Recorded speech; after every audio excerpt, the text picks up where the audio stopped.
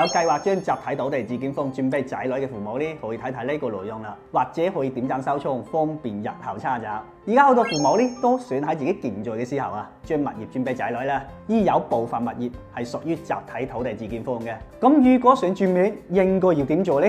攞好筆紙啦，記錄一下，出好呢幾樣證明就可以去房管辦理過戶啦。一、受養人，即係我哋所講嘅綠名人，去村委會出具集體土地自建房受養資格證明。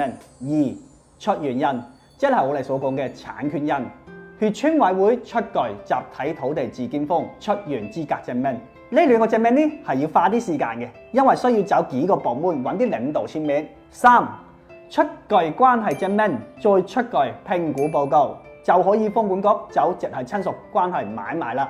當然，你亦都可以當普通買賣，唔出關係證明、評估報告呢啲，按系統價直接去房管過戶就 OK 嘅啦。但兩者嘅稅費呢，可能有少少差距。如果你覺得有用呢，可以點讚收藏。如果你仲想諮詢舊證換證、過戶流程，可以留言俾我教你。當然啦，如果你唔想咁麻煩，選一下小弟我，上我呢邊代跑，小弟萬分感激。